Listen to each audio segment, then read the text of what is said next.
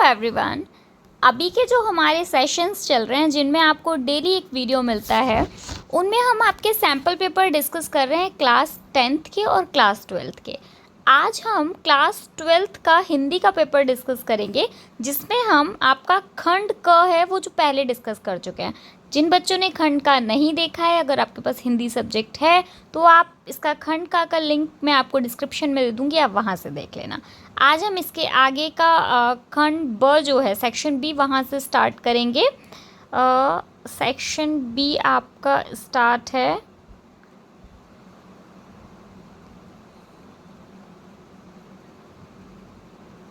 यहाँ से, ठीक है। तो स्टार्ट करते हैं सेक्शन बी के साथ। क्या दिया गया है? अभिव्यक्ति और माध्यम के पाठों पर आधारित प्रश्न, 5 अंक का क्वेश्चन है। देखो, निम्नलिखित में से किन्हीं 5 प्रश्नों के उत्तर सबके लिए सबसे उचित विकल्पों का चयन करना है। क्या दिया है? देखो, दृश्य का किस माध्यम में अधिक महत्व होता है? दृश्य मतलब देखने वाला। क्या होता है भाई? समाचार होता है, रेडियो होता है, टेलीविज़न होता है या फिर इंटरनेट होता है। तो आपको पता है दृश्य के लिए सबसे सही क्या होता है? टेलीविज़न। यानी 31 का थर्ड आंसर सही है। आगे बढ़ते हैं नेक्स्ट। होप आपको स्क्रीन ठीक से विजिबल होगी। नेक्स्ट, उल्टा पिरामिड शैली में समाचार कितने भागों में बांटा जाता है? देखो, उल्टा पिरामिड शैली में समाचार को 3 भागों में बांटा जाता है। 32 का फर्स्ट। आगे बढ़ते हैं नेक्स्ट। सर्वाधिक खर्चीला जनसंचार माध्यम कौन सा है? टेलीविज़न है, रेडियो है, टेलीविज़न है, समाचार पत्र है या इंटरनेट है? सबसे खर्चीला कौन सा है? इंटरनेट है। 33 का आंसर फोर्थ। आगे बढ़ते हैं नेक्स्ट। 34 में क्या दिया गया है? 34 में आपको दिया है, समाचार संगठन में काम करने वाले नियमित वेतनभोगी पत्रकार को क्या बोलते हैं? फ्रीलांसर बोलते हैं, पूर्णकालिक बोलते हैं, अंशकालिक बोलते हैं या अल्पकालिक बोलते हैं? काम करने वाले नियमित वेतनभोगी को, देखो, नियमित वेतनभोगी जो होते हैं उनको हम बोलते हैं पूर्णकालिक, ठीक है। नियमित मतलब जो पूरे महीने काम करते हैं, उन्हें महीने के हिसाब से सैलरी दी जाती है, उनको क्या बोलते हैं? पूर्णकालिक। आगे, इनमें समाचार पत्र की आवाज़ किसे माना जाता है? फीचर को, संपादक के नाम पत्र को या संपादकीय को या स्तंभ लेखन को? संपादकीय को, है ना। समाचार पत्र की आवाज़ किसे बोली जाती है? रिपोर्टर यानी संपादकीय। आगे क्वेश्चन नंबर 36, फीचर लेखन की शैली निम्नलिखित में से किस शैली के निकट है? काव्यात्मक, कथात्मक, व्यक्तात्मक या फिर रूपात्मक? 36 में फीचर लेखन के शैली निम्नलिखित में से किस शैली के निकट है? कथात्मक पे, ठीक है। 36 का सेकेंड। आगे ये हमारा सेक्शन बी कंप्लीट हो गया। अब हम खंड स करेंगे। क्या है? पाठ्य पुस्तक व अनुपूरक पुस्तक, पठित काव्यांश पर आधारित प्रश्न। क्या दिया है? आपको एक पद्यांश दिया गया है जिसको आपको ध्यानपूर्वक पढ़ना है।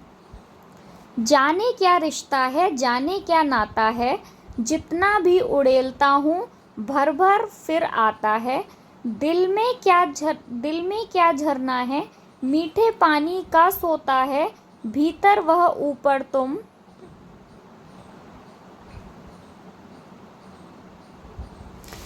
मुस्काता चांद ज्यों धरती पर रात भर, मुझ पर त्यों तुम्हारा ही खिलता वह चेहरा है, सचमुच मुझे दंड दो के भूलूं मैं तुम्हें भूल जाने को, दक्षिण ध्रुवी अंधकार अमावस्या, शरीर पर चेहरे पर अंदर में पालूं मैं, झेलूं मैं उसी में नहालूं मैं, इसलिए मैं तुमसे ही परिवेष्टित आच्छादित रहने का रमणीय यह उजेला अब सहा नहीं जाता है।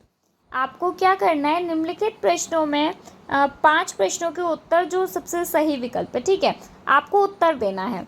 पहला क्वेश्चन नंबर 37, जाने क्या रिश्ता है, जाने क्या नाता है, जितना भी उड़ेलता हूँ भर भर फिर आता है। पंक्तियों का क्या आशय है? कवि ने मन में अल्पावनकारी प्यार है या कवि रिश्ते की नींव की सिंचाई कर रहे हैं? कवि संदेश दे रहे हैं रिश्ते नातों की देखभाल करनी पड़ती है या रिश्ते नातों की परिभाषा बहुत कठिनतर है। देखो, इसका मतलब ये है कि कवि के मन में अल्पावनकारी प्यार है, तभी वो बोल रहे हैं जाने क्या रिश्ता है, जाने क्या नाता है, जितना भी उड़ेलता हूँ, मतलब जितना भी मैं प्यार करता हूँ वो भर भर कर और आता रहता है। जितना भी, जैसे हम बोलते हैं ना कि इस कलश में पानी का कलश है, मैं जितना भी इस कलश में से पानी उड़ेलता जाता हूँ उतना ही उसमें पानी और आता जाता है। तो वही कि उसमें इतना प्यार है कि वो जितना प्यार उड़ेलता जाता है उतना ही प्यार उसके मन में वापस भर जाता है। आगे नंबर 38, कवि अपरिभाषित सत्ता से कैसे प्रभावित है? आंतरिक रूप से, बाहरी रूप से, आंतरिक तथा बाहरी रूप से, दिल दिमाग दोनों की गहराई से, आंतरिक और बाहरी दोनों रूप से। 38 का थर्ड। आगे बढ़ते हैं। कवि अपरिभाषित सत्ता जिससे वे प्रभावित हैं उसे भूलना क्यों चाहता है? कवि कल्पना से निकल यथार्थ में जाना चाहता है। कवि अबोध प्रेयसी के से प्रेम करने की भूल का दंड चाहते हैं। कवि प्यार की नश्वरता से परिचित हो गए हैं इसलिए उसे भूलना चाहते हैं, या कवि बाद में विराग्य के से बचने के लिए उसे अभी भूलना चाहते हैं। कवि कल्पना से निकल यथार्थ में जाना चाहते हैं। फर्स्ट वाला। आगे बढ़ते हैं। अंधकार अमावस्या के लिए दक्षिण ध्रुव विशेषण का प्रयोग किया गया। इस पंक्ति से में क्या बढ़ जाता है? विशेषण विशेष का संबंध स्थापित होगा, या अंधेरे का घनत्व बढ़ जाता है, या अंधकार में रहना संभव हो सकेगा, या कवि को दंड मिल सकेगा। अंधेरे का घनत्व बढ़ जाता है। आगे परिवेष्टित 40 का दूसरा वाला सही है, 40 का दूसरा। परिवेष्टित आच्छादित होने पर भी उजाला किस प्रकार संभव है? आच्छादित होने के बावजूद प्रभा किरणें बीच बीच में आ रही हैं। कवि जिससे प्रभावित है वह दीप्तिमान है। दक्षिण ध्रुव में हम आच्छादन के बावजूद 6 मास उजाला होता है। कवि को परावर्तित प्रकाश के कारण उजाले का भ्रम हो रहा है। कवि जिससे प्रभावित है वह दीप्तिमान है। 41 का दूसरा वाला। आगे पठित गद्यांश पर आधारित प्रश्न। आपको कुछ प्रश्न दिए गए हैं, देखते हैं क्या है।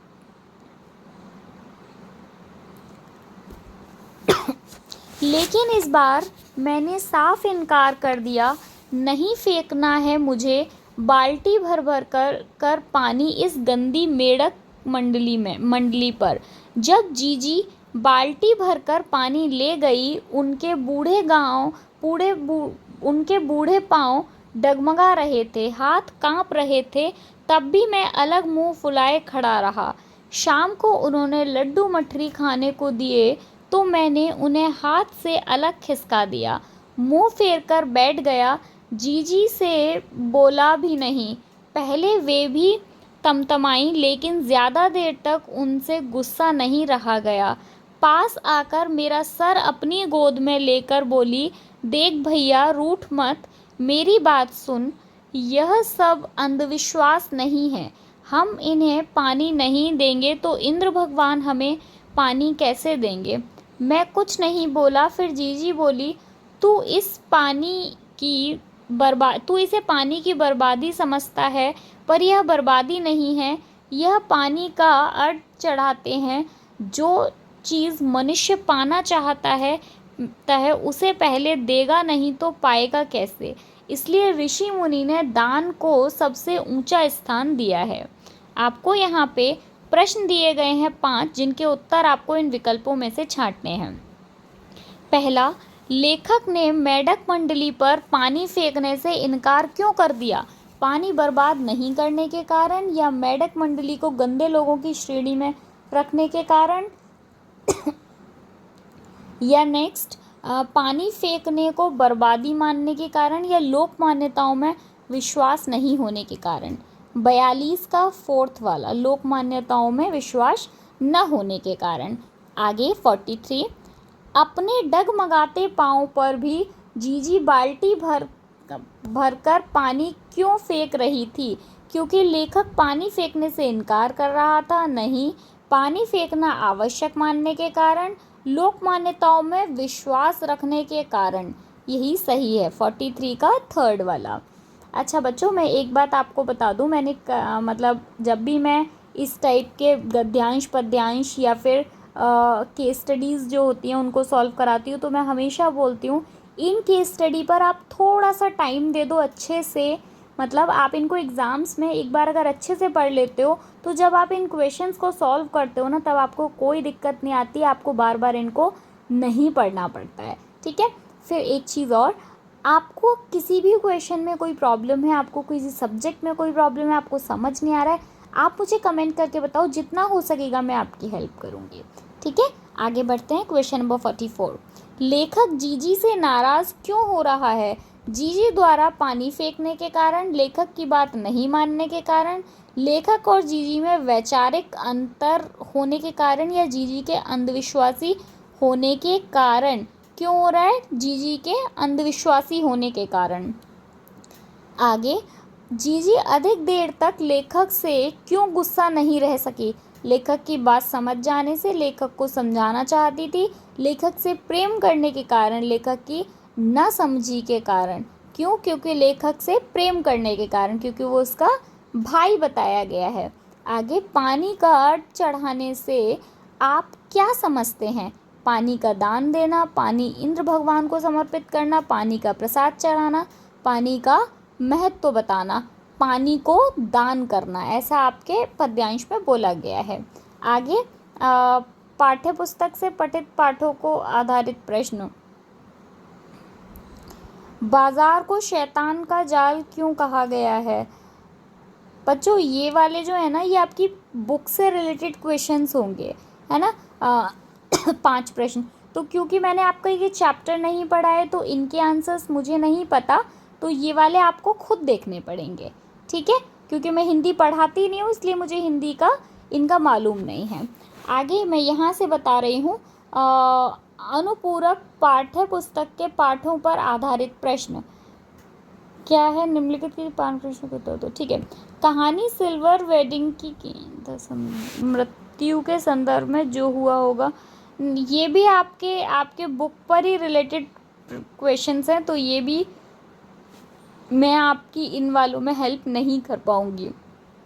ठीक है, तो मैंने जितना इस पेपर में हम गद्यांश पद्यांश कर सकते थे, बाकी बुक वाले क्वेश्चंस क्योंकि मैं हिंदी पढ़ाती नहीं हूँ तो मुझे नहीं पता है ना, वो आप देख लेना। चलो आप मुझे कमेंट करके बताना कि वीडियो आपके लिए हेल्पफुल रहती हैं या नहीं रहती हैं, और क्या कर सकते हैं, आपको किस और सैम्पल पेपर का, आपके पास कौन सा सब्जेक्ट है जिनकी वीडियोज़ आपको चाहिए, हम डिस्कस करेंगे। मिलेंगे नेक्स्ट वीडियो में, तब तक के लिए bye bye, thank you so much, all the best. Video पसंद आती है तो प्लीज़ वीडियो को लाइक किया करो, चैनल को सब्सक्राइब कर लो ताकि आपको नोटिफिकेशंस टाइम पे मिल जाएं। Bye bye.